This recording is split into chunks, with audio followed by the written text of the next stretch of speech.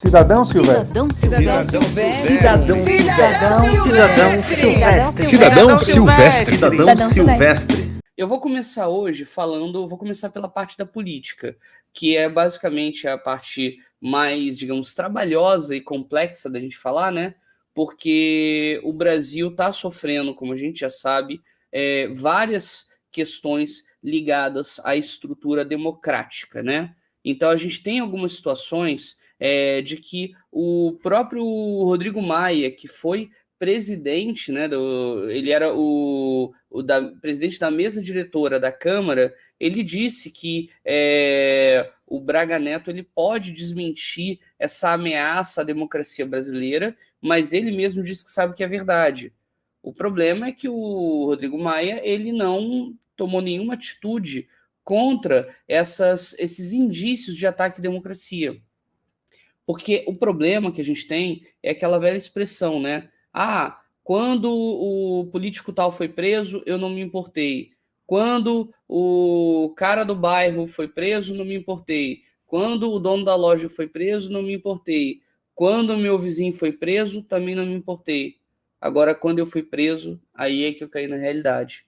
Então, a gente tem essas preocupações e essa dificuldade em entender o contexto, e é importante, justamente essa nossa proposta, explicar essas preocupações e esses ataques à democracia. Porque o que está acontecendo agora, e que é uma grande preocupação para a gente, é de que o Bolsonaro, para se manter no poder, já que ele foi atacado com provas de várias linhas, para ele se manter no poder, eles têm que se ligar à velha política, aquela que ele disse que ele não se ligaria. Então, eu acho que isso é uma coisa que, se tiverem amigos que são bolsonaristas, eu acho que dá para chegar para eles e falar: olha, gente, aquilo que vocês estavam falando do presidente de vocês, vocês veem agora que ele está aliado a tudo aquilo. E ele não está sendo atacado por ele ser aliado a tudo isso. Não, ele está sendo atacado justamente pela questão de toda a incompetência que ele fez e que ele faz.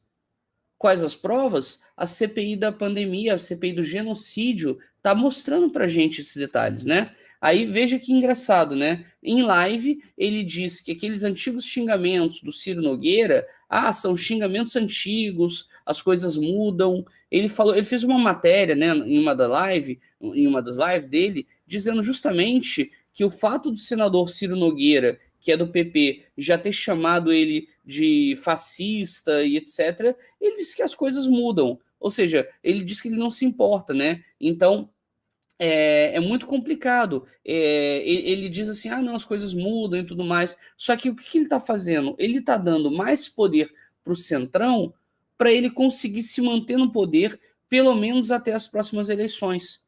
Porque hoje existe um grave problema. O Bolsonaro ele se reelegeria?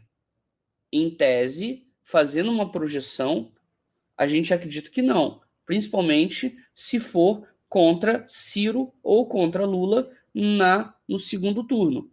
Então é muito provável que ele perca contra um desses dois. A gente ainda não sabe quem o PSDB vai apoiar, quem o DEM vai apoiar, e a gente sabe que o Centrão tem um poder muito grande. E o Bolsonaro, caso tenha suporte do Centrão para uma reeleição, é aí que a gente tem que se preocupar, porque ele vai ganhar força. Porque, vejam, aqui no Rio de Janeiro, o Wilson Witzel, ele ganhou poder tendo suporte daquela bancada da bala e a bancada da Bíblia. Né, a gente fala que existe uma bancada no Congresso Nacional que é a BBB, né? Bíblia, bala e boi.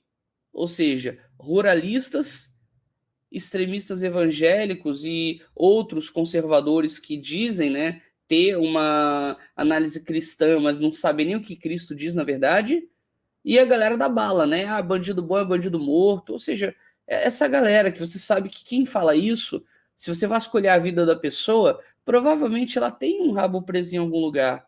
Então ela deveria, talvez, né, sugerir algo contra ela inicialmente, para depois ir para os outros, né? Então a gente tem esses detalhes, essas questões todas são importantes serem faladas, né? Está havendo um suporte militar como já houve antes, ao governo Bolsonaro. Então, os militares são apoiadores ferrenhos do Bolsonaro, sendo que já tem dados, já tem provas de que, desde a época da ditadura, você tinha militares lá, mas não eram tantos. No governo Bolsonaro, você tem mais militares no governo civil do que na época da ditadura.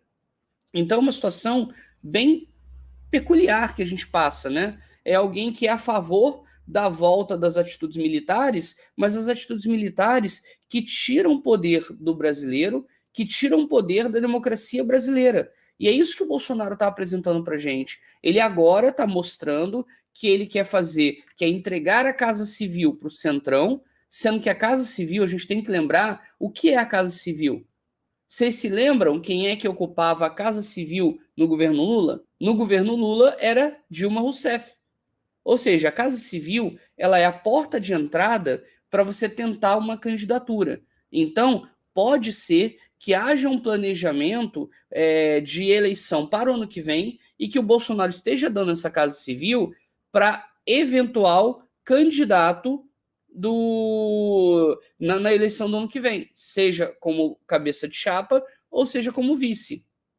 Então a gente tem que olhar essas estratégias, porque o Bolsonaro, ele tem aquela expressão, não gosto muito dela, mas é aquele negócio, o Bolsonaro ele vai querer cair atirando. Eu não sei se vocês vão lembrar, mas no período do governo Fernando Henrique, quando ele perdeu a eleição, já perdi mesmo, perdi para o Lula, meu candidato não vai ganhar, o Serra perdeu, né? O que ele fez? Ele juntou todo aquele congresso que era a maioria e fez um pacote de maldades. Ele fez um pacote de maldades que fez reforma da Previdência, ele fez um monte de reformas que prejudicaram o trabalhador, que prejudicaram a sociedade brasileira. E depois, quando o Lula entrou, ele não reverteu essas medidas, o que é um problema. A gente tem que entender, e essa é a minha grande preocupação, é que quem ganhar ano que vem a eleição, sendo de esquerda ou de centro, que consiga tomar medidas que ajudem o país a se desenvolver, mas que mais que isso, que consigam fazer com que haja a lógica de volta na sociedade.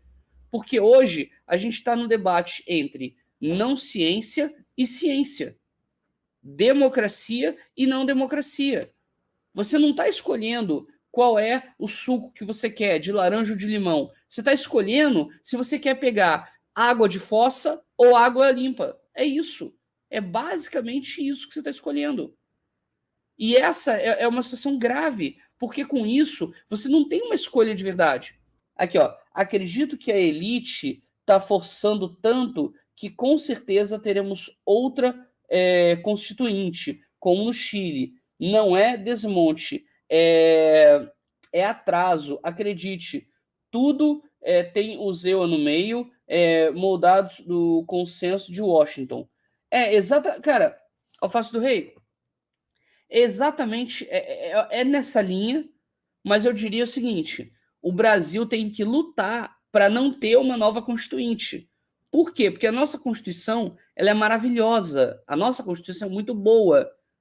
Ela foi emendada e remendada várias vezes, mas para beneficiar as grandes oligarquias. Essa grande. É como o Emicida fala, não dá para chamar elite essa galera que tem grana, né? Essa galera que tem grana não é elite. Não é elite de nada. Eles só têm muito dinheiro. E eles sabotam o nosso povo. Isso é um problema. E é isso que é importante a gente saber. Por exemplo, a Previdência Social. Você sabia que toda vez que você trabalha, seja órgão público, seja CLT, você paga a Previdência? E quando você paga a Previdência, o empregador também paga. Mas o seu empregador, às vezes, deixa de pagar. Ou seja, a Avan, a Itaú e vários outros lugares são grandes devedores da Previdência. E aí, o que acontece? Como esse pessoal, eles são ligados e eles pagam patrocínio para essa mídia em geral, o que a mídia fala? Que existe um rombo na Previdência.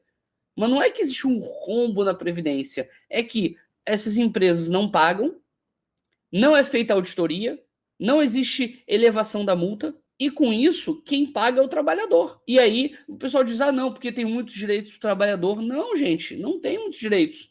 Tem muito lucro para o empresário. Veja se com pandemia os bancos perderam dinheiro. Não perderam. Salve. Aqui.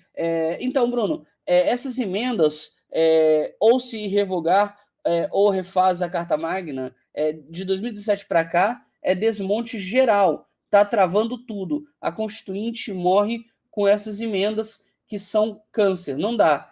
Então, exatamente, mas o problema é que fazer uma nova Constituinte vai pegar toda essa galera do direitão e vai jogar para a gente uma Constituição miúda, quase sem obrigações para as multiempresas e com uma destruição da sociedade brasileira. A gente vai aumentar a desigualdade social, a gente vai aumentar a miserabilidade e a gente vai entrar em um caminho pior do que a gente já está.